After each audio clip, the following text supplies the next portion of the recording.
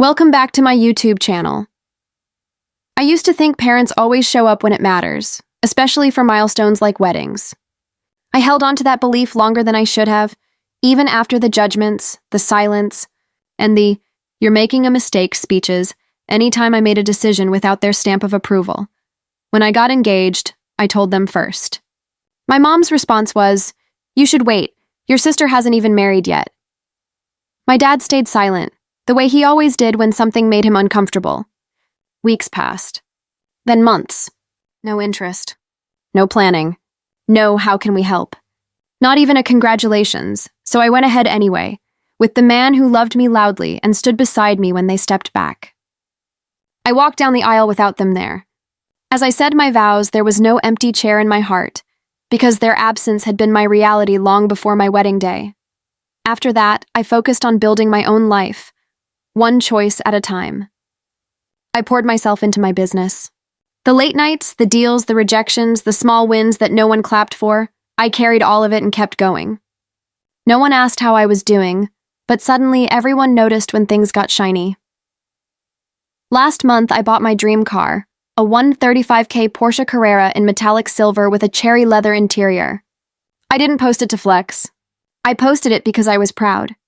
Because the girl who once cried in her bedroom after being called selfish had just bought that car outright with her own money. 3 hours after I posted it to Instagram, my phone lit up with a message from Mom. "We need to talk. Family meeting tomorrow. 10 a.m., not a question. Not a hi, not an apology. A command." I showed up. I parked the Porsche right in front of their house, not for drama, but for truth. When I walked in, they were all seated like I'd shown up for a courtroom hearing. My mom folded her arms. She didn't say hello. She said, "Why didn't you tell us your life was like this?" I sat down slowly, set my keys on the coffee table, and smiled. "I did," I said. "But you weren't listening when it didn't look expensive." They shifted in their seats. My dad cleared his throat like he was about to deliver a sermon. My sister just stared at the car keys like they were made of diamonds.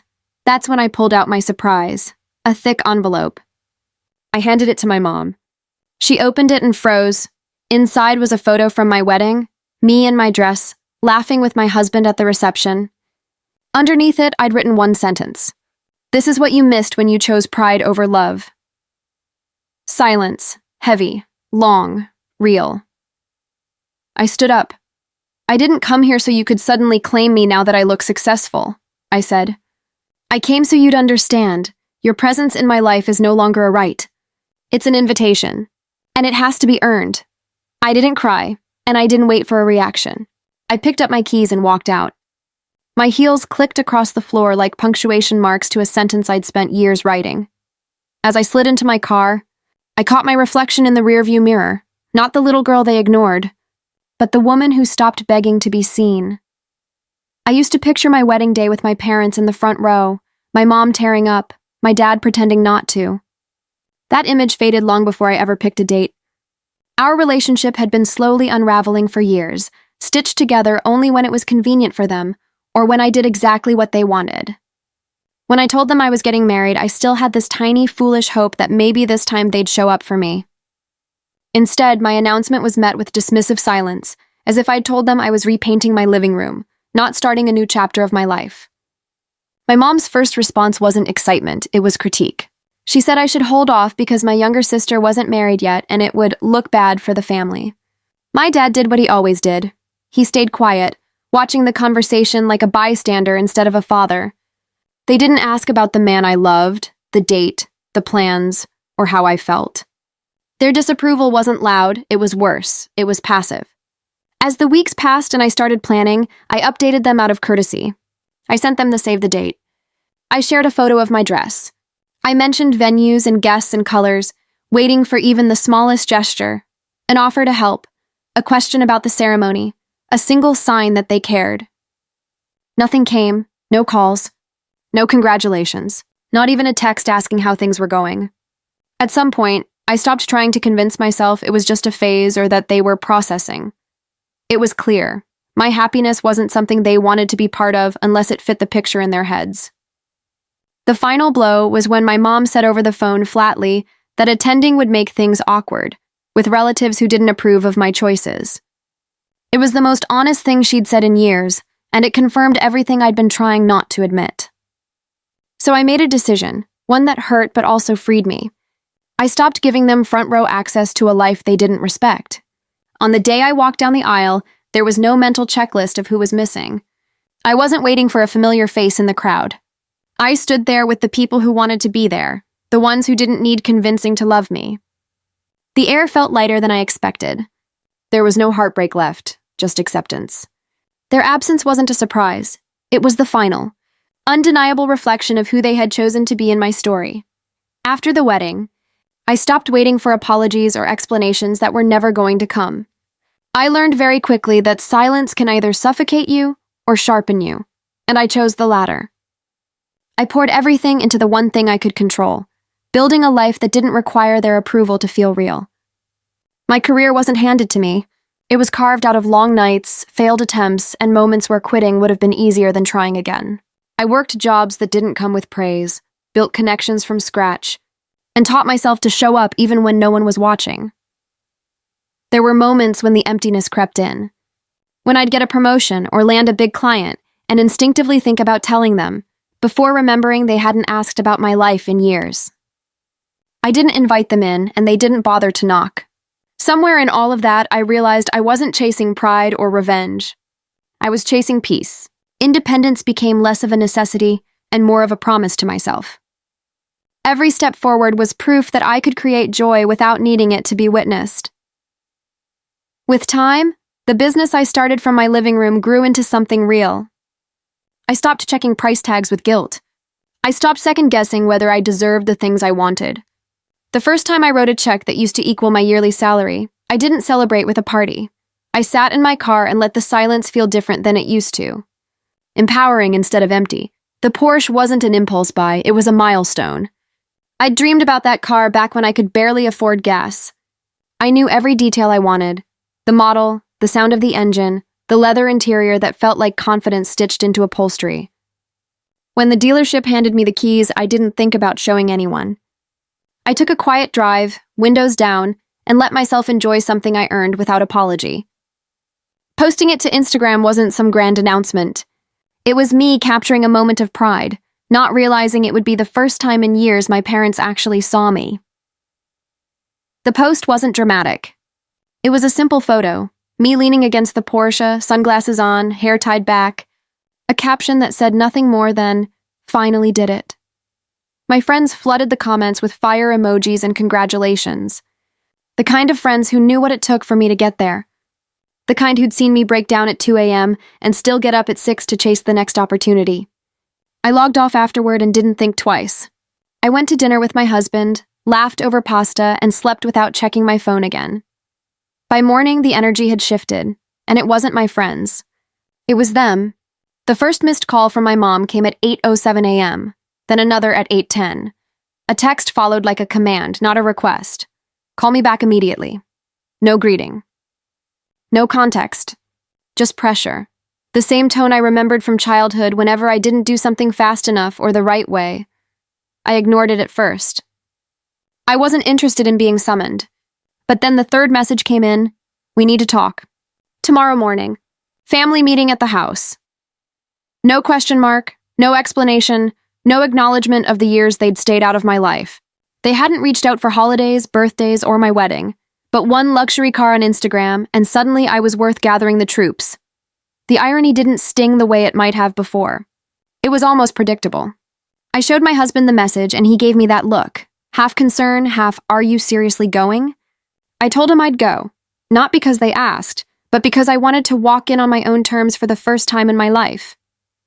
I wasn't the girl they used to dismiss. I wasn't showing up to defend myself or to win them over. I was walking into a room they used to control, knowing full well they didn't hold the power anymore. I could already picture the scene. My mom pretending to be calm, but itching for answers. My dad sitting there like a background character until she needed backup. And my sister acting like she'd known all along that I'd turn out fine. They weren't calling me to reconnect. They were calling because my success made them curious, and maybe even uncomfortable. That realization didn't hurt. It clarified everything. I didn't reply to the message. I didn't confirm I was coming. I let the silence sit. For once, it was mine to control. Then I set my alarm for the next morning, picked out an outfit that made me feel powerful, and decided exactly what energy I would walk in with. They thought they were calling a meeting. They had no idea I was bringing my own agenda. When I pulled up to their house, the Porsche's engine hummed like quiet confidence. I didn't park down the street or try to slip in unnoticed. I pulled right into the driveway, the same one I used to ride my bike on as a kid. I stepped out slowly, locked the car with a click that echoed louder than it should have, and walked to the door with my shoulders relaxed and my heartbeat steady. I wasn't nervous. I was done performing. My mom opened the door before I could knock, like she'd been standing there listening for me.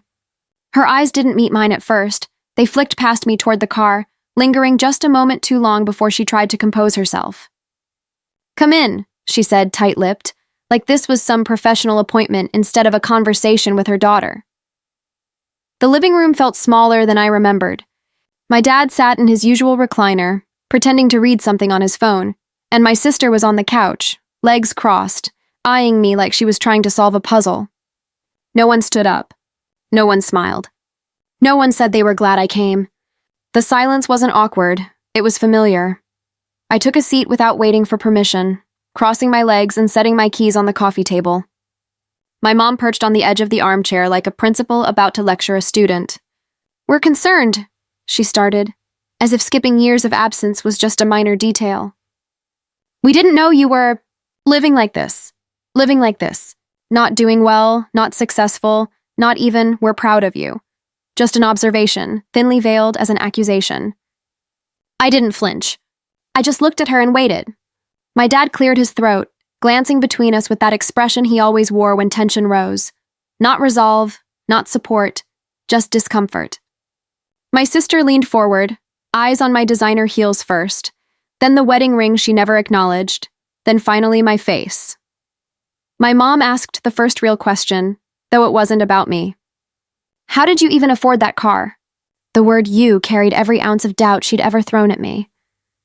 Back then, I might have justified, explained, softened the truth to make it easier for them to digest.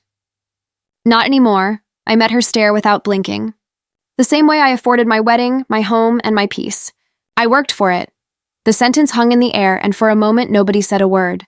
I could see the discomfort swirling, the calculations forming, the realization that the version of me they ignored wasn't the one sitting in front of them now. I hadn't come to fight. I hadn't come to please.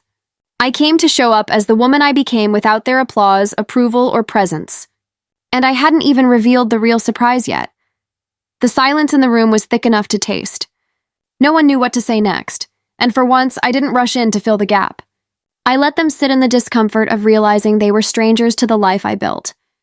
My mom tried to recover first, straightening her posture like she was about to negotiate a business deal. "You should have kept us in the loop," she said carefully, pretending concern instead of curiosity. "Family should know these things." I almost laughed, not because it was funny, but because of how easily she rewrote history when it suited her. I leaned forward, resting my elbows on my knees, and looked her directly in the eye. "Family shows up without needing a reason," I said quietly. "But you skipped the biggest day of my life and didn't speak to me for years. You didn't want to be in the loop until the loop looked expensive." That landed. I watched my dad shift uncomfortably like the chair had suddenly grown nails. My sister's eyes dropped to her phone, pretending she wasn't listening even though she hung on every word. My mom opened her mouth to fire back, but before she could speak, I reached into my bag and pulled out the thick envelope I'd brought with me, the surprise they didn't see coming. I stood and handed it to her. She hesitated, then took it like it might burn her fingers. As she slid the contents out, the first photo fell into her lap, me in my wedding dress, smiling with my husband, surrounded by people who chose to be there. Behind it were a few shots from the ceremony and reception, moments she never asked to see, moments she forfeited by choice. Underneath the pictures was a single sheet of paper with one sentence I'd printed in bold. "This is what it looked like when you decided not to be my family." No theatrics. No raised voices. Just truth laid bare. My mom's face lost its practiced calm. For the first time in a long time, she looked speechless. My dad stared at the photos like they were evidence in a trial he didn't know he was part of.